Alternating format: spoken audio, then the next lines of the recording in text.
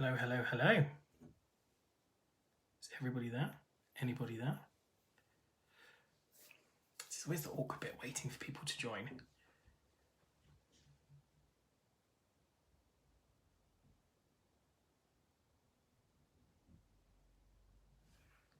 Okay. Hello, good evening, hi. I see we have a few people. Hi, Maria, how are you? Good evening. Hi, Chelsea. Hi, Pip. Hello, everybody. 17 of you already. 18. I feel famous. I'm good. How are you, Chelsea? Hi, Susie. How are you? How is everybody? Hi, Emily. Hello. Hi, everybody. If you're here, say hi in the comments. Hi, Kiwi. Hi, Carl. Hi, Maddie. Hello, everybody. Hi, Martin. Hi. Wow. Hi, everybody. There's lots of people. We were just having a little bit of a chat about popping the kettle on and what everybody's got to drink. Susie, I'm sure, won't mind me saying that she's got wine. So, hi, Susie. Hope you're enjoying your wine. Red or white? That is the question. I have velvetized myself a hot chocolate. It's chilly and dark chocolate, so I'm enjoying that. I shall be sipping as we go, because I'm very bougie like that. Why not have a home velvetized chilly hot chocolate? Which means I'm going to have hot chocolate in my beard throughout this entire video. Brilliant. Hi, everybody. This is great. So many of you. Really lovely to have you all here. I'm so excited about this. I've been excited about this all week. I've had a week off work, so I've been chilling and kind of getting excited for this. This is the highlight of my week. So, what are we doing here? What's the plan? What's going on? Well, as you know, we're here to do the first of 2 reveals for our Essential Scents campaign. This is something that we've actually done in the past. We've done it for a couple of years, and it's normally kind of been a thing that we've done with bloggers and influencers and journalists to kind of get them talking about perfume, and now we've kind of made it a little bit more for everybody. We're all still talking about drinks, have we? Okay, brilliant. We've got Chelsea's on the rosé, I think. Karen, cup or rosé? Well, rosé, if you've got the choice, go for the rosé. Okay, I hope if you can all join me in hot chocolate if you want to. If you want to be really bougie. I've got my special Hotel Chocolat cup. I know, I'm going to make you all jealous and make you want a hot chocolate, and I'm really sorry. And I am going to keep you in suspense. This is going to be a bit like X Factor, and I'm going to save the reveals until the last minute, because I mean like that. So it will be very, very big dramatic pauses before we get there. So I suppose I want to start with a massive thank you for everyone for taking part and being involved. I think we've all been a bit overwhelmed and excited by the amount of discussion there's been in the group. It's been really, really interesting to see. And I love how everybody's been having chats amongst themselves about what they think the fragrances are, what their impressions are, which ones they love, which ones they don't love, which is just as important to find out which ones you don't like, as well as the ones that you do like. So it's been really, really exciting. So we just want to thank everybody for being a part of that, for joining us this evening. Whether you've got a cup of tea, a hot chocolate, wine, a bottle of gin, whatever. These are difficult times. You do what you need to do. So, why did we start this campaign? Well, as you know, Escentual has a massive heritage in terms of fragrance. We've stocked lots of designer and niche brands for a very, very long time in the 20 years that we've been going, and have kind of been a kind of destination online for fragrance for a very, very long time, and also a place of expertise as well. So fragrance is a massive part of Escentual. It's kind of half of our name is scent. So it's really, really important to us. And we are all about kind of promoting education and discussion around fragrance and beauty in general. So over the last year, it's been pretty tough in terms of the perfume industry because of COVID-19 has meant that lots of us are locked down. I'm assuming most of you are in the UK, so you're all feeling that as well, and we're all kind of on our 3rd lockdown and a bit over it, I'm sure. But that's impacted our industry quite a lot, because during lockdown we can't go to shops, we can't smell perfume, and even if we do go into shops, and we can do, in between our numerous lockdowns, there are no testers available. So actually trying and testing perfume has become so difficult. So what we wanted to do with this is to try and get people to try fragrances in a new way, to think about them in a new way, to talk about them in a new way, and also to give them the opportunity to try things they wouldn't necessarily pick up in a shop, because it's to expand your horizons, and we're so led by the brands and by the notes and by the stories of fragrance. We kind of don't always veer into kind of territories that we wouldn't normally go to. So that was kind of part of the idea, but we want to bring some fun back into it. We want to talk about exploration and education and intrigue, and we think Escentual scents is a good way to do that. We've trialed it in the past, and we're now doing it throughout the year. A curated box every single month, with 8 fragrances for you to try and to talk about. That's it. That's what this is. So this is going to be really, really loosey-goosey and free. I want you to kind of chat away as much as you can. I'll be watching the comments and kind of bringing you in as we talk through all the fragrances. So please do chat. I'm really, really excited to see what you've got to say. What we'll do is we'll talk about each of the fragrances first, and then we'll do the reveal. So I think it'll be nice if we talk about, say, fragrance A, what everybody thought about it. I'll bring in some comments that we had in the group, and then we can also talk about what you guys think about it here. And then we'll reveal each fragrance as we go. So a little bit of suspense. The one thing that I wanted to say is there is no right or wrong. So half the fun of this absolutely is about guessing what the fragrances are. And whether you're right or wrong, it doesn't really matter. But also, if you think you smell a certain thing in a fragrance, and when we come to talk about the notes, that's not listed, that doesn't matter. If you smell it, it's there. And I think it's really important just to know there is no right or wrong. What you smell and how you describe it is really interesting, and we want to hear it. So I want this to be just a really kind of open environment where everybody feels safe to say whatever, regardless of whether it's right or wrong. You're here for Pugsley's take. Yeah, okay. I'll see if Pugsley will probably join us at some point, because he is Lord of the Manor. We call him Prince Pugsley because he's our little prince. So I'm sure he will be here, and he will his thought will be, can I eat it? ? That's it. Okay, I'm just gonna scroll back to see if I've missed anything in the comments. So Susie says, it's funny how your nose plays tricks on you. I've swung back and forth on guessing what they were, but I have some definite favourites. Yeah, I find that really fascinating as well, because I've been involved in the blind trials before, and sometimes you can be dead certain you know what it is. And then when it comes out and you find out what it is, it's completely different. And that's the interesting thing about trying it blind. What we're doing is we're taking away the things that would normally direct us. So the bottle, the branding, the gift with purchase, the name, the description, the notes, all of those things that will lead us to say certain things and think certain things, they're all gone. So actually our first question we're asking ourselves is, well, do I like it or not? And there are some really exciting ones in this box, which we've kind of deliberately picked because we think there would be things that you wouldn't necessarily pick up because you might not know the brand, or you might not be a fan of that brand, but actually once you've tried the juice, you really, really like it. So, okay, so should we just jump right in? I'm really excited. I'm like a child at Christmas. Okay, let me have a sip of my hot chocolate to calm down. There we go. You're not very good at fragrances. I beg to differ. I'm sure you're brilliant. This is the whole point of the exercise is to kind of get people to think about talking about fragrance. So we'll guide you, and I'm sure whatever you feel is right. There is no right or wrong. Okay, A is definitely my favourite. Says Get Lashed. Brilliant. Yes, I can totally be swayed by gift with purchase as well. I know. Especially if it's something nice like a good tote bag. A tote bag that I will never use, but I'll get it and go, ooh, tote bag. I love that. Hayden says his current favourite is B. Can't say what it is though. Okay, good. That's interesting.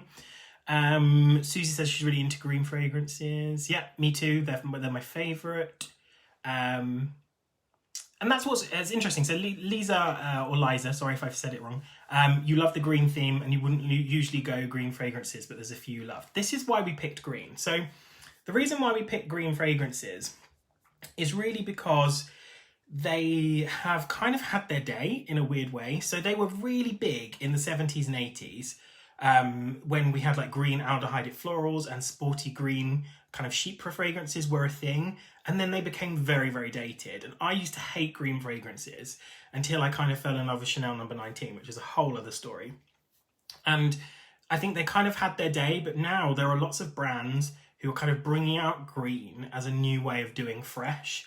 And you know, it's kind of now seen as a kind of a cool kind of glamour, like 70s glam. Tom Ford about 4 or 5 years ago did kind of a green collection in his private blends that was all about that kind of classic glamour of the 70s and 80s. So it's kind of come back, and that's why we wanted to do green. Firstly, because obviously it's great for a fresh start in a new year, and we've kind of themed these around the seasons so they feel kind of seasonally appropriate. But green, I wanted to show with the green box just how varied and cool these fragrances can be. Maddie's saying I'm a bluish, pink, purple, black perfumes girl. And I love that we think of them in colour. I think that's such a great way to think about fragrance. Pip, number 19 is an all-time favourite of yours. We will be best friends. Those Tom Fords were very, very good. I love those as well. So what is a green perfume? Let's just kick off. I'm getting distracted by everything around me. So what is a green perfume? Well, essentially, it is what it says in the name. It's a fragrance that evokes greenery. It's that simple. As I said, they were very big in the 70s and 80s. They were kind of seen as sport fragrances. So Estee Lauder had some very green fragrances, and then Chanel had number 19, and then you have the Balmain Vent Vert, which is kind of really, really famous for being green. They were always kind of a bit sharp, a bit powdery, a bit hissy, a bit standoffish, which is kind of not what you're getting in this box, interestingly. They are fragrances that use like grasses and leaves and resins that are green and aquatic plants as their notes. And they paint a picture of the green world around us. So they feel quite natural, whilst also being quite abstract as well. So you can get some green fragrances that are very literal. They're taking you through the jungle, or they're rolling around in the grass, and you can get some that are a little bit more kind of abstract, which kind of pick from nature but don't smell like nature. Nicola says, I definitely think you nailed the sense of variety with the box. They are very different. Thank you. I did read that one out because it was very complimentary to me. Yes, that's partly what I wanted to do with this box as well, was to just show the variety in green. So I wanted most people to come away from this thinking, oh, okay, maybe there's at least one green fragrance that I like. And I think this box shows that variety really, really well. So it's a very varied genre. They can be quite standoffish, as I mentioned, and austere, very sharp green florals. But then also you can have the softer side of green, which is, you know, refreshing cups of green tea, sweeter greens, things that are a little bit more like a summer's day, that kind of thing.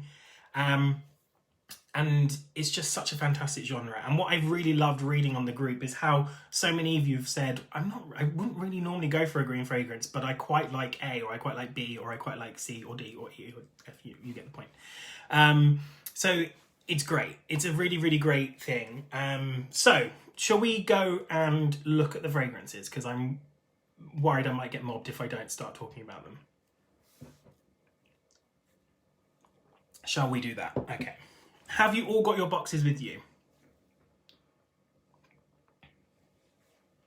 That's a really interesting question from We Wear Perfume. I'm assuming that's Amanda. Do you think the return of green is linked to the grow your own trend? People are returning to their gardens. Yes, absolutely. I also think if you look on Instagram, plants and succulents and everything is so on trend at the moment. Everybody is taking photos of themselves in their very lush homegrown plants and everything around them. You know, I suppose it's this kind of wanting to kind of bring nature indoors thing that we're doing at the moment, especially as well now that we can't go outside, really, we're bringing it indoors. So I think actually greenery is kind of having a bit more of a renaissance at this time because of that. I think that's a really good point as well. We are kind of trying to get back to nature and to the earth. Let's go. Right, we're going. Okay, let's go. Okay, so we've got your boxes. If you've got your boxes, then obviously get your samples A to D. It would be great if we could smell them as we go. Tester strips, obviously. But if you want to try it on skin, try it on skin. Absolutely. So, we're going to start with fragrance A. You get fragrance A out of the box. Brilliant. So there we go. Fragrance A, you'll all know what this looks like. So in the poll that we've done, this one seems to be level pegging with B as the favourite out of these first four. So A and B seem really, really popular. So what do we think of A then? Has anybody got any thoughts on A? And how many stars out of 5 would you give it? before we start kind of revealing what it is. So here's a tip on how to use your blotters as well while we're here. Spray the end of your blotter on the pointy end, and then what you should do is you should fold it over at the end, so like that. That way you can lay it on the table and it doesn't get on the table, doesn't contaminate the blotter. And then when you smell it, a really good way to smell the fragrance is in kind of short bursts. So to bring it to your nose, inhale, and then move it away, and then bring it back. And then that allows you to kind of get good whiffs of the scent without overwhelming your nose. And if your nose gets overwhelmed, just stop smelling or smell your arm, some clean skin, or go outside and get some fresh air. Don't put coffee beans up your nose because that just overwhelms your nose with coffee beans. It's just silly, it doesn't work. So there's just some tips on smelling. So we're looking at so we've got lots of, okay, so there's lots of 5s. Some 5, Karen, 4 from Susie, Rich says he loves it, Maria says 5, A is my favourite. Then we've got 2 out of 5. This one divides opinion, I think, a little bit. So Claire's saying it reminds her of the 70s. Tiny bit sickly, yeah. Good. Someone says they think it's Aura by Mugler. Misty smelling, somehow humid like an exotic greenhouse. Beautiful. Love that description. A little bit too sweet. Okay. Great. So we've got some really good thoughts on this one. So I picked A because it's a modern interpretation of green. So thinking about how we wanted to showcase green as something exciting that can actually be really cool, we went for A because it's modern. It's also very abstract as well. So you smell this and you know it's green, right? And feel free to disagree. But it doesn't smell like anything you've encountered in nature. It's almost like a fantasy of nature, isn't it? It's kind of very abstract. Also, it's quite weird. I think there's a real massive contrast in this fragrance. And you can definitely see that in the comments that we've got, that it's just everybody picking up different facets of this fragrance because it's so everywhere. It's also very, very divisive. Some people love it, some people hate it. And the most consistent comment that we've had is very long lasting and powerful. Some have said it's too strong. And lots of people think it's a Mugler. So Nicola in the comments on the group said that she gets a lot of pear from it. So lots of kind of fresh fruit.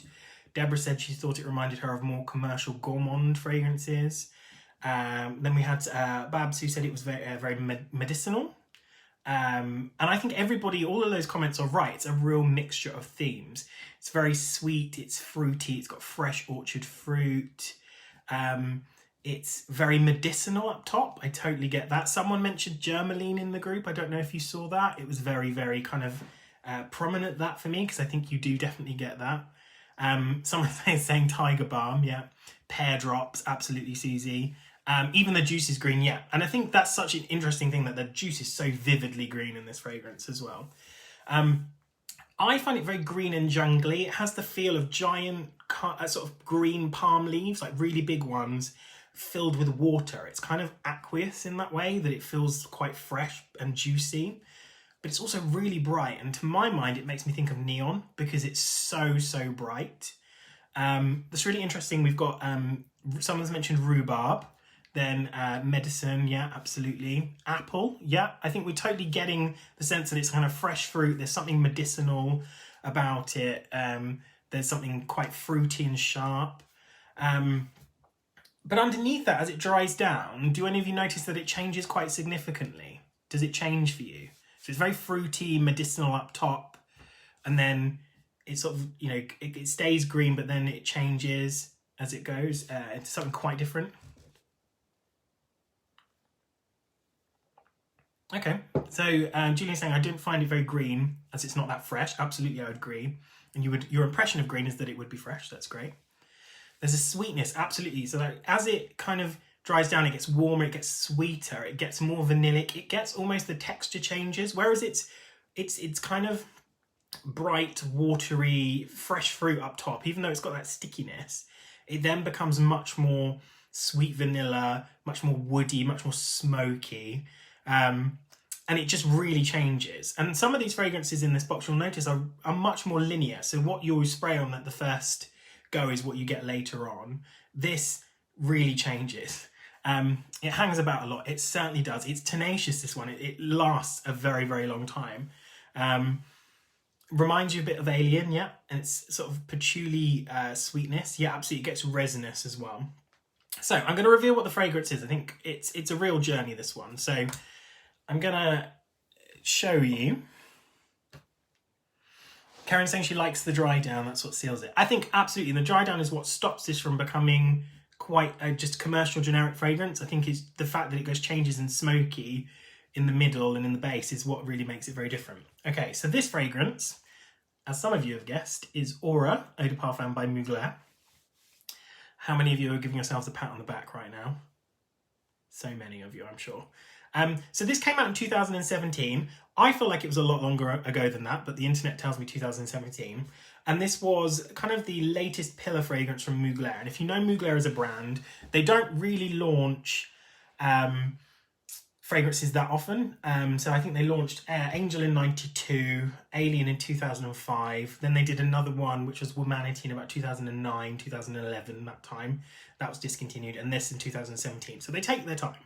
And the idea is it's all about being an animalic green fragrance.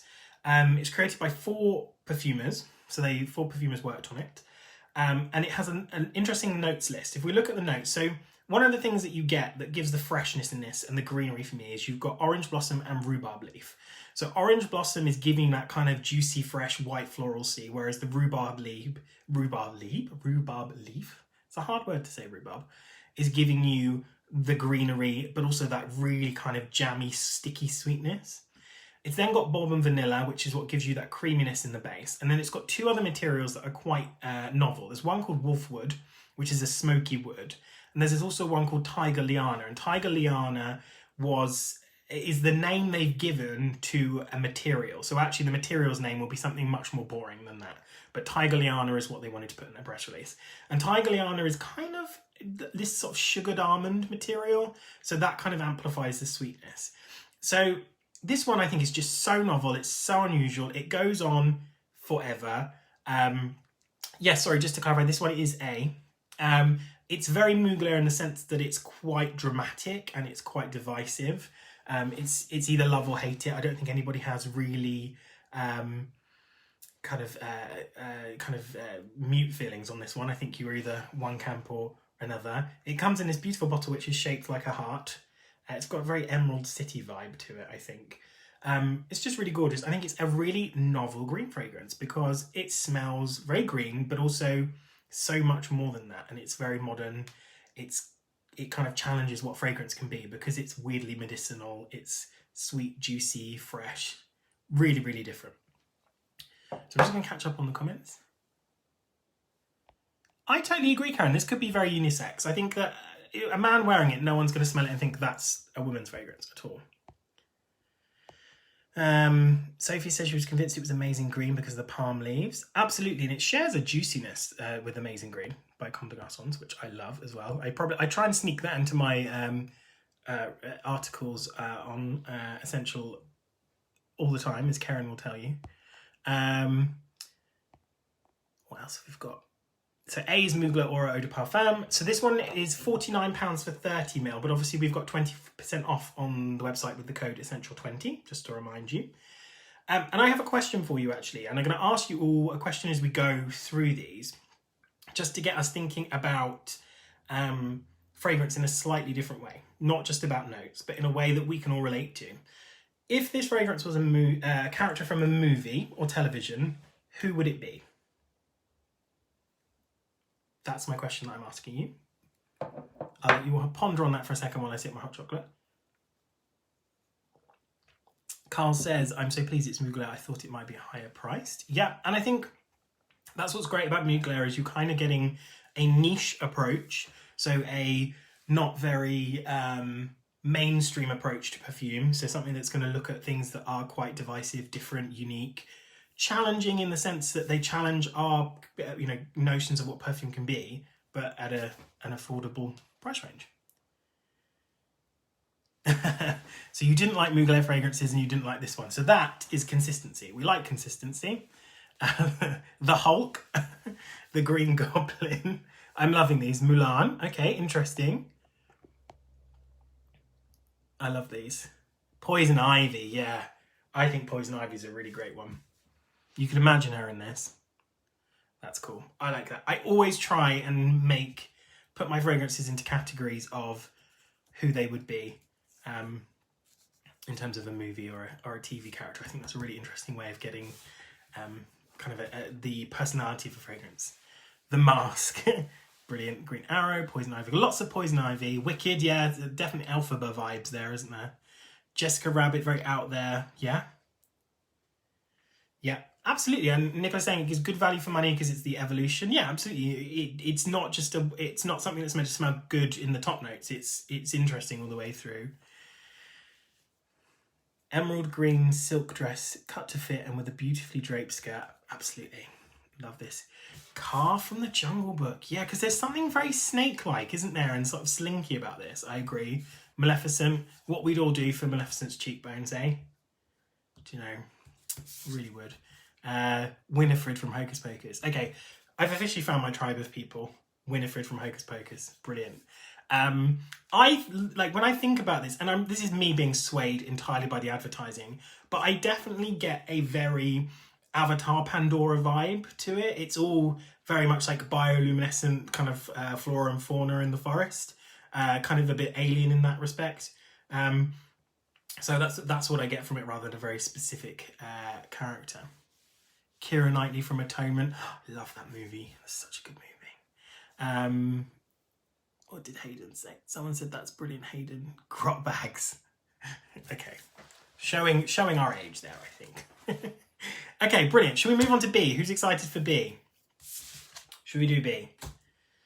So just to recap, that was Aura by Mugler. Beautiful bottle as well. Refillable. We love Mugler for that. Okay. So let's do B. This is B. So what do we think of B? Because B was the joint favourite with A in the poll, but I think I saw more comments from people saying that they loved B and that B was their favourite. So how many stars are we giving it? Did somebody say E.T.? Who said E.T.? Was that Chelsea? Brilliant. Brilliant. I'm not going to do an impression of E.T. Okay. So Susie's saying B really played tricks on her. It was very herbaceous. Yeah, absolutely. Definitely get herb vibes from it. So let's give a spritz. Okay. Loved B. 5 stars for B. B's my favourite. We all love B, don't we? B's brilliant. Okay, lovely. Okay, let's move on. So there seemed to be an interesting kind of feedback on this one, that people think it's quite feminine, which I thought was quite surprising, because for me, it's the opposite. I think it's quite masculine. So I picked B because it's my favourite green fragrance of all time, and if that doesn't give it away, then I apologise. It's more traditionally green. I think if you were to think of what a green fragrance would be, this is it. It's quite spiky, it's leafy, it's grassy. A lot of people picked up on there being a fig note in there, and I certainly agree. It's kind of a very pronounced fig note, but it's more fig leaf to me, because fig is very kind of a varied smell. You can have like a fleshy fig that smells of the fruit. You can have a milky fig, which kind of is kind of a fig crushed in your hands, or you can have a more woody fig. But for me, this is the greener side of fig, so it's like a kind of a fig leaf. You sprayed B on and you're transported to a happy place. Yep, absolutely. Citrus and cannabis. Interesting. Yeah, there's that kind of aromatic greenery to it. It smells like a dewy morning. Brilliant. Yeah, absolutely. These are all great. It's got also for me a very strong violet leaf impression, and violet leaf brings kind of a watery, aquatic feel. So it does feel very fresh, and you are getting kind of all the greenery, leaves and grass, but you're also getting some dew as well, I think, on there as well. I also get a very strong pronounced note of galbanum, depends how you say it, which is an aromatic resin which is used in lots of green fragrances, the classic ones like number 19, which is a very rich and unctuous and deep resinous kind of green, kind of mossy. It's kind of very, very intense. But also this has like soft white flowers, and it has almost like a chypre feel to it. It's quite mossy and it's got a sharpness to it. But also this mineral freshness, which is really lovely. So it's kind of sharp, juicy greenery, fresh and crisp. You called it figs in a meadow. That's a beautiful description. I love that. it's not a sweet fig that you sometimes get. Absolutely, it's much more green fig for me. Sometimes they feel it's a bit musty. Absolutely, and I think that's kind of the chypre thing I was picking up on. It's kind of got that kind of mossy dankness to it a little bit, lush and creamy, and there's a bitterness that's bracing. Yeah, absolutely, it's really refreshing, this one. So let's have a look at some of the comments from the group. So Carl mentioned that he could smell fig, saying that it was over the top green and it had a freshness to it. Tanya called it a very fresh scent and said it was almost sea-like, which I thought was really fascinating because that's kind of the aquatic side of it definitely coming through. I love We Wear Perfume, we know, it always talks about clothing and fashion when she talks about perfume, and we love that because that is really, really relatable. They mentioned that it was crushed stems and likened it to a cotton gingham dress. You can almost imagine the picnic you're having with that. Susie called it liquid language sunshine, and lots of people picked up on the freshness and the sharpness and that fig note as well. So lots of people picking up on the same things but using different ways to describe it. Figs in blankets, green ones. I can go home now. I think that's it. Nothing's going to top that in terms of comments. Figs in blanket. Chelsea, you're on a roll. Brilliant. Cannabis was mentioned. Do perfumers try to emulate cannabis or use it as an ingredient? Absolutely, they will try and emulate it. There will be, I imagine, cannabis materials that they can use in the same way that you can use hemp and things like that. Very often the actual oil you get from a plant doesn't smell like the real thing, so I imagine any kind of cannabis aspects you get in fragrance are accords that are composed together using a number of materials. It's like roses. Rose absolutes don't smell like roses on the bush. So if you get a fragrance that smells like a fresh rose, then that's kind of a construct. So it's a happy fragrance and you're smiling. Yeah, it's just pleasant. I could just sit here sniffing it, but I realised that would be really boring for everybody watching. So it's like a cocktail. Yeah, absolutely. It's got a very sparkling feel, lotus flower. Brilliant, brilliant. So this fragrance then, drum roll. I'm actually going to take a dramatic sip of my hot chocolate while we wait. I did see that some people guessed it. It is Wander Through the Parks by Miller Harris. This is an absolutely gorgeous fragrance. This came out in 2018. It's by a perfumer called Mathieu Nardin, who's done some brilliant fragrances. This is part of the Miller Harris Forage collection. And that collection is all about how nature meets urban spaces. So it's about how we interact with nature in a big city. And the inspiration behind this fragrance in particular is stinging nettles. So that's where a lot of the greenery is coming from, is this imagined accord of stinging nettles. And this is very much for me, the vivid image I get is nettles poking through pavement cracks, because that kind of mineral feeling you get is a little bit rocky and it makes me think of the pavement. So it's got wonderful juicy citrus notes to it. It's pink grapefruit, mandarin, it's blackcurrant and berries, and then a huge amount of greenery. There's fig, there's nettle, there's that galbanum that I mentioned earlier, but it's also got a floralcy to it, which comes through in the tuberose, which is a beautiful white floral. And then it gets much more aromatic. There's violet leaf and there's cashmeran, which is a cashmere type wood. There's patchouli, a fraction of patchouli, which is quite a clean patchouli. So you don't get any of the kind of oiliness of that, and woods as well. So it's super, super fresh, super green.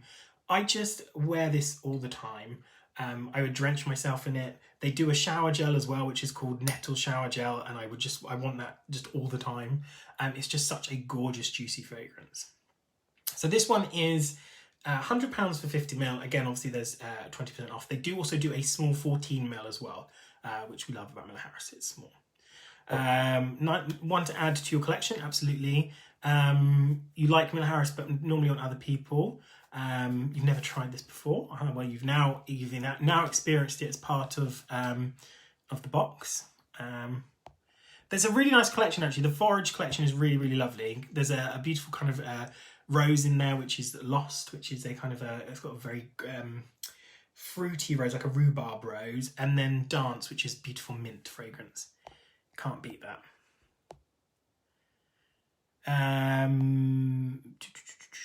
It's your favourite Miller Harris collection, Forage. Yeah, I love that. I think it's really, really cohesive collection.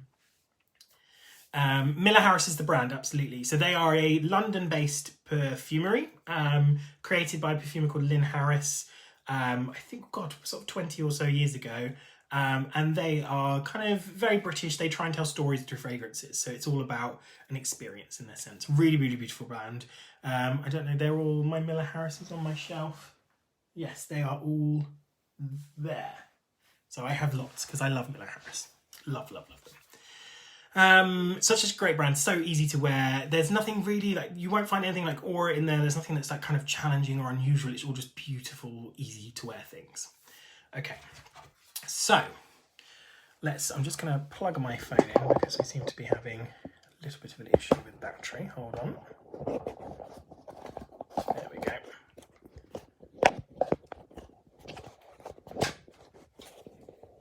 Excuse me, there we go. Hold on. Brilliant.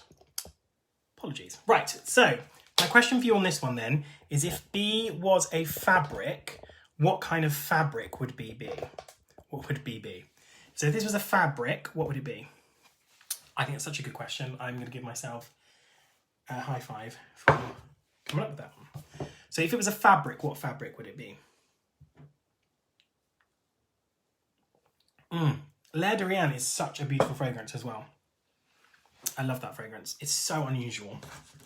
Can we get a 12 of my office? Not yet, because it's half finished. So there's lots of stuff down this end that I'm hiding, and you can even probably see I've still got little painter's tape on the ceiling because I need to repaint the ceiling. So not yet. And that'll be on another live. So we've got cotton, chintz, linen, absolutely. Got a couple for linen. Liberty print floral greens, big fan of that. Green velvet, rough Scottish woolens, definitely cotton. I think this is just such a good way to look at a fragrance. Like, immediately you've all come up with a real great idea on the fabric straight away. And I think it's good to talk about fragrance in this way because we all know what that means. We all know what tweed is. We all know what cotton is. Whereas, you know, notes like galbanum or violet leaf aren't things we naturally encounter. So burlap, duster cloth, lots of linen and cotton and tweed. Interesting. Right, shall we move on to C? I feel like we should. Let me just move that on. Lovely. Okay, brilliant. So I hope you've all got your C with you. So what do we think of C? Because I feel like this one wasn't one of the more popular ones. This was one that I think some people liked, other people weren't so keen on. What do we think? How does it rank? How many stars? What are our thoughts?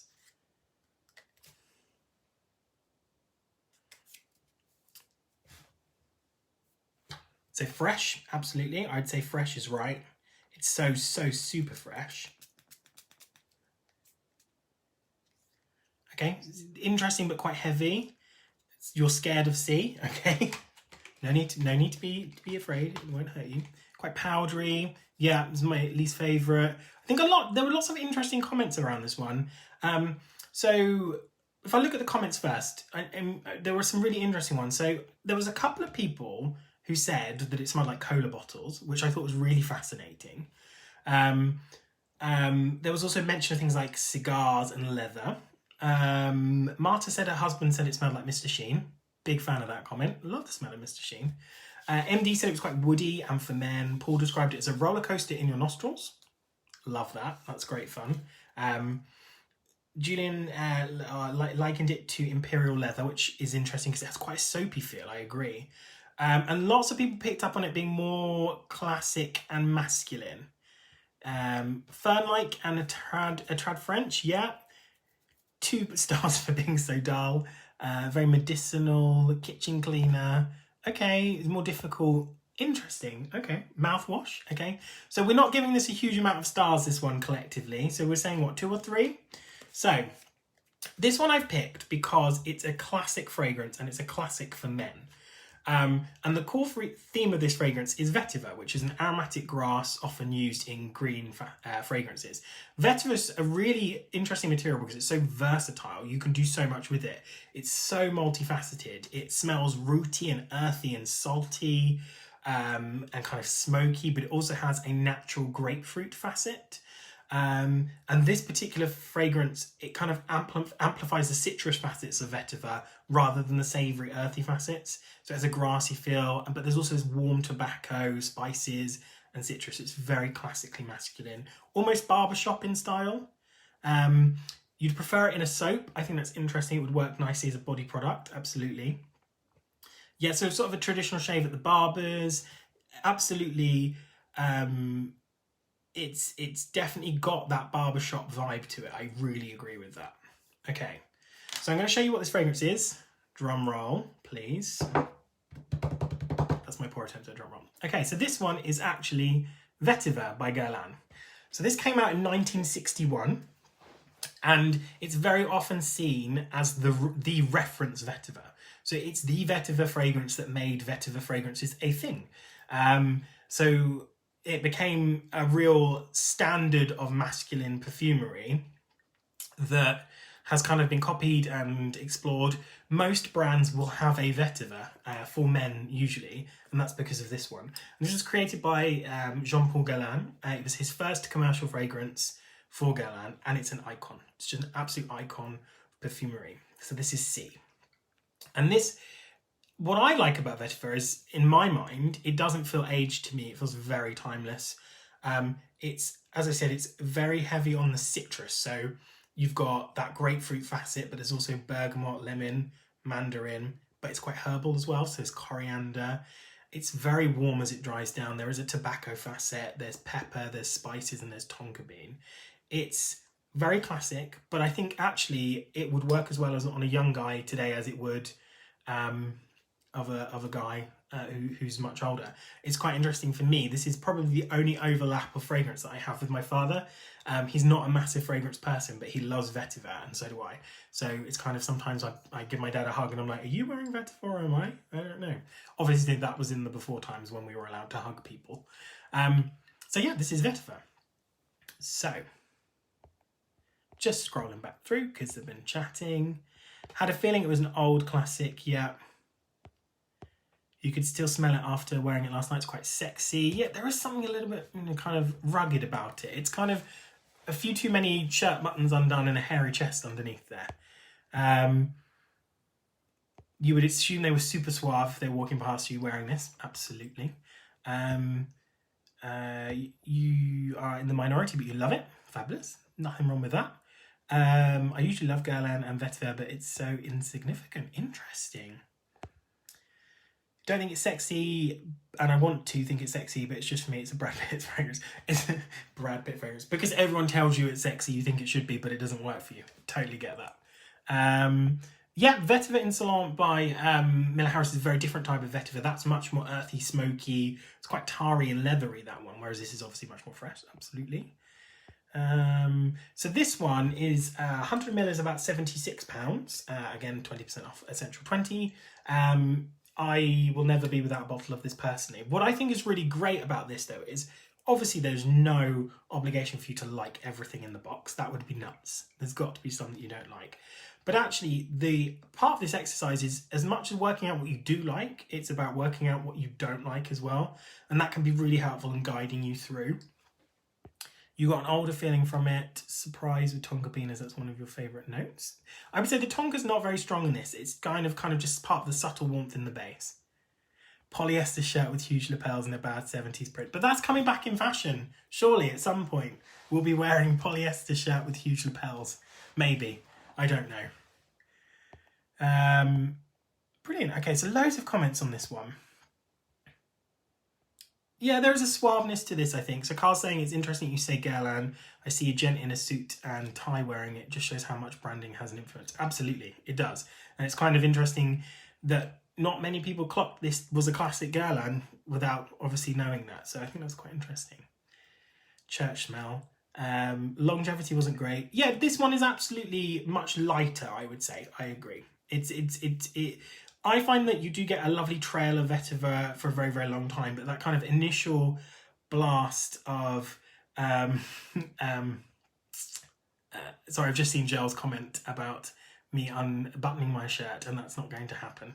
I'm very sorry to disappoint. I've lost my train of thought now. moving on. Oh yes, the fresh aspect of this, the bracing thing that gives it the signature you recognise as Guerlain's vetiver, certainly goes in quite quickly. It's great in summer, but all wrong right now for you. Yeah, interestingly, I love it in winter. Isn't that funny? For me, I wouldn't normally wear it in summer. I wander through the parks, would wear that all the time in summer, but I love this in winter. There's a coziness to it for me. Maybe that's a comfort thing of my dad wears it, and it's nice for me to have that. Don't worry, Joel, I think it's very humorous, no need to apologise. Okay, so my question for you would this be, and this one I'm looking forward to, because I think given the mixed comments we have on this one, my question to you is, if this fragrance was a song, what song or kind of song would it be? So it doesn't have to be a specific song, it could be a style of song. Is this a traditionally masculine fragrance? Yes, it is. Yeah, this is probably one of the greatest masculine fragrances of all time. If you were to ask lots of people who love perfume, this would be in the Hall of Fame, because it's one of those. Getting Barbie doll head after being in a soapy bathtub in the same room with a clove. That's very specific, but I like it. My skin eats scent and yet this lasted. Interesting. There must be something in there that kind of sticks to you. What's New Pussycat? Yeah, it's a bit Tom Jones, isn't it? Why Does It Always Rain on Me? It's a rock song. I love this. We're getting very varied. A barbershop quartet. Yeah, absolutely. Blues. Yeah, I like that. She by Aznavour. Don't know that one. I'm Too Sexy for My Shirt. I wish I'd never mentioned unbuttoning the shirt now. Something by Sinatra. Of course, yeah. Classic. The Don that he was. Jazz, hymn, Shaft. Brilliant. I love this. You guys are brilliant. You're great fun. Okay, so shall we move on to our last one, which is D. So D again it wasn't the fave, but it did seem to have some people who liked it. How many stars are we giving D? What's the overall verdict on D?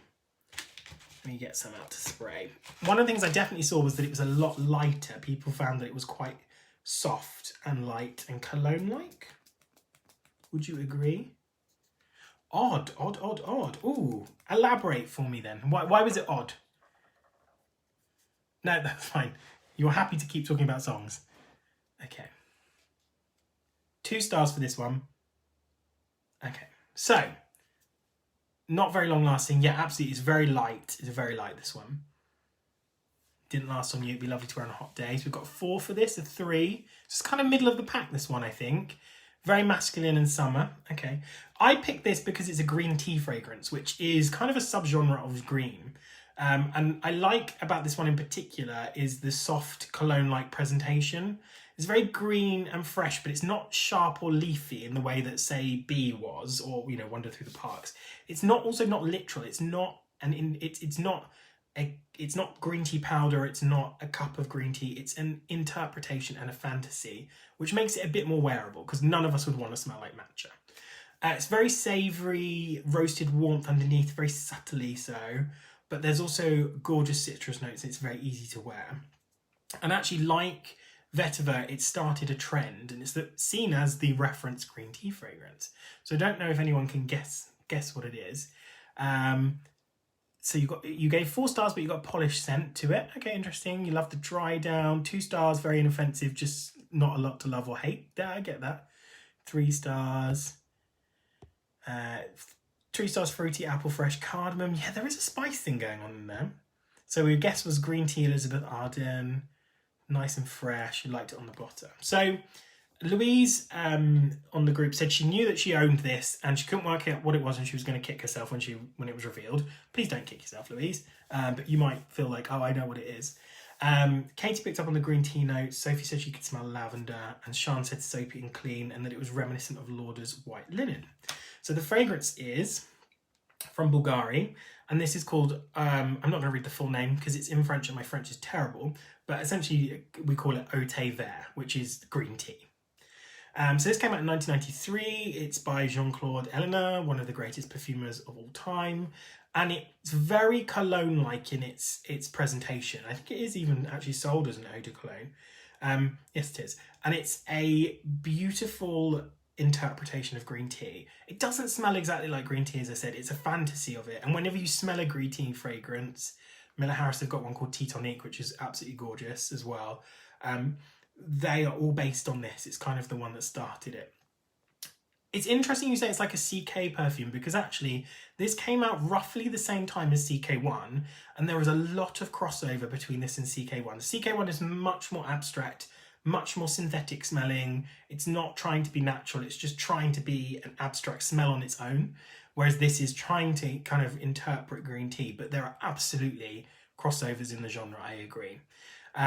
So this is a really, really gorgeous fragrance.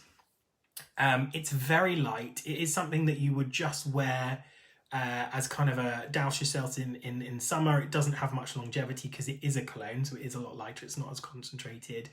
It's got lots of juicy citrus, so it's mandarin and bergamot in the top notes, which gives it a little bit of an Earl Grey vibe.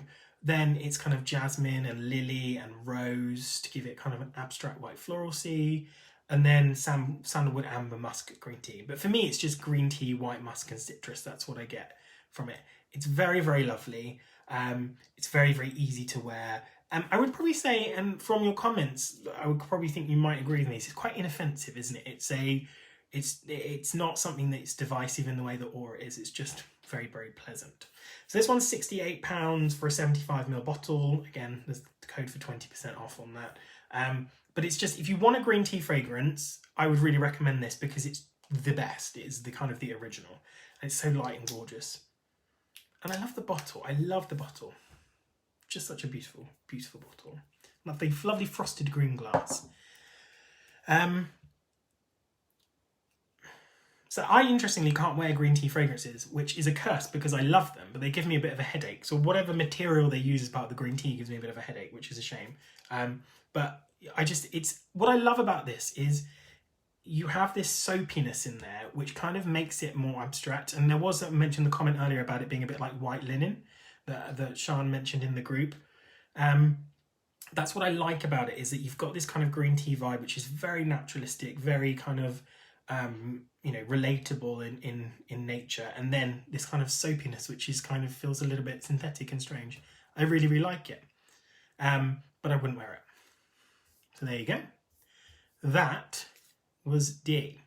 So, favourites then. Let's just do a quick roundup. I'm just going to recap them a little bit, just very quickly. And then if you think this is your favourite, then just show some love or some emojis in the group. Maybe some thumbs up, some hearts, and green hearts. Green hearts, that's it. If you love the fragrance, give us a green heart when I show it. So A was our first fragrance, which was the Weird and Wonderful Aura by Mugler, which is this really kind of bonkers presentation of green, very, very modern, kind of sweet, smoky, plush, juicy, really, really strange fragrance. So that was A.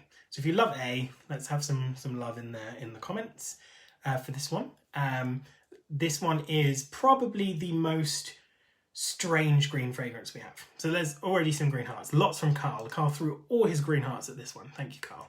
We love that. Brilliant. So that's A. And I love that this one is actually a green heart. So we can just pretend that that's the aura emoji, right? Moving on then. Next one is Wander Through the Parks. This is my favourite, B. Okay, that's fine. In lieu of green hearts, you can just say, I love it, I love it. B is the one I love. This is the one that I just treasure. And if they, this is the fragrance to me that if they ever discontinue it, if I even get a whiff that it's been discontinued, I'm going on a protest march. And I might not protest peacefully because I love it that much. So this is B. This is Wander Through the Parks. I think it's absolutely gorgeous. I think you'll share that sentiment with me. Then C, which was a little bit more divisive for everybody, which is the vetiver. This is the classic reference vetiver. This interpretation of green is much more masculine, much more barbershop, and this one is just timeless. It's timeless, absolutely. Okay, brilliant. Yes, okay, Hayden loves this one. Babs loves this one. Susie, you're saying B. Okay, brilliant. Good for B. B best of all for Amanda. 30 green hearts for that one. Okay, I will total those up. I'm totaling these all up. I'm lying. And then the last one is Eau Vert, which is a very light, very 90s, because it is so 90s. It's that kind of classic musky, fresh, citrusy, tea-like thing of the 90s. Everything in the 90s was so clean. All fragrances were clean except for Angel. Ignore Angel, it was just the wild child. Because in the 1980s, everybody wore too much fragrance. Too much Poison, too much Paris, too much Opium, too much Chanel No. 5 Eau de Parfum, which is a big 80s fragrance. And everybody by the 90s was just sick of it. And they were like, look, please wear this. It is fresh and it is not cloying and it's not going to get you arrested. So please wear clean fragrances. So this is kind of very typical of the 90s clean fragrance. Some love for this one as well. Fabulous. Well, I'm going to sort of draw it to a close. We can obviously still chat for a little bit, but the reveals are all done. We're going to next do our next 4, which is on the next live, which is at January 28th at 8 p.m. Also, our next discovery box, which is the Sheepra box, is also on sale at the moment. You can find that on the website. So if you want to do this all again in February, and why wouldn't you? Please do get that. And then obviously we're going to talk about Sheepra, which is really exciting. I'd love to do this weekly and not just monthly, but I think that would be too much for everybody involved. I'm such a nerd. Right. So, any questions for me while you've got me? If you have any questions about green fragrances or general fragrance questions, I'm here. We're in lockdown. I've got nothing else to do. So please throw your questions at me. My hot chocolate's gone very cold, but I'm still drinking. It's not even a hot chocolate anymore. It's just a chocolate. Yeah. Any questions, please ask me. And also, we'll be in the group answering questions as we go. So if you think of something a bit later on, just tag me. Obviously, my name is Thomas. Thomas Dunkley, that's me. So if you want to tag me and ask me a specific question, then go for it. Good to tag it in the group because then everybody can see and we can all see the answer. I've been an excellent host. Thank you so much. Again, that's me reading something that's a complimentary about me. I will read that, absolutely. Can't wait for the next 4. What's in March? Oh, can we say what's in March, Karen and Chelsea? Are we allowed to say what's in March, or is that a secret? Good job is I can't remember what's in March, so I'm at absolutely no risk of me saying it when I shouldn't do. Oh, we have a question, right. So what's in March? I will see if I'm allowed to answer that. I'm waiting for someone to tell me in the comments. What's a vetiver that's not too masculine and barbershoppy? Ooh.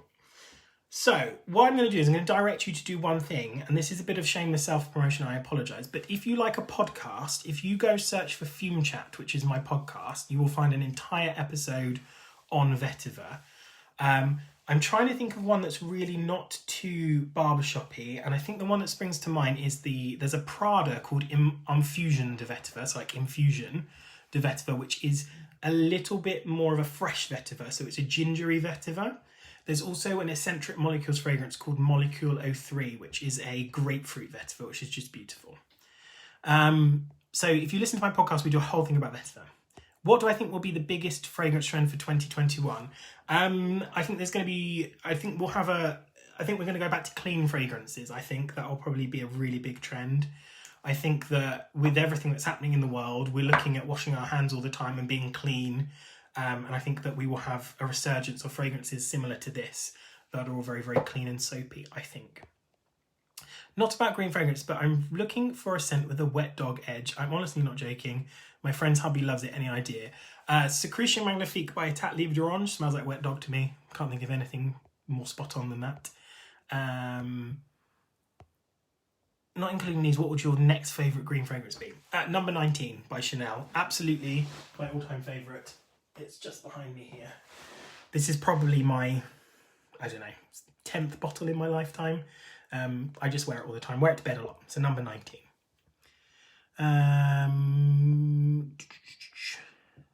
Thank you for everyone saying lovely, nice things about me. I am reading them. I just thought it was too much for me to be reading them out loud. I think March is florals. I think that is what we're saying. So March is florals, absolutely. As a fan of number 19, what do you think about the current version? Is it still enjoyable? I haven't got an old version. I'm considering buying a bottle. Yes, I think it is still enjoyable.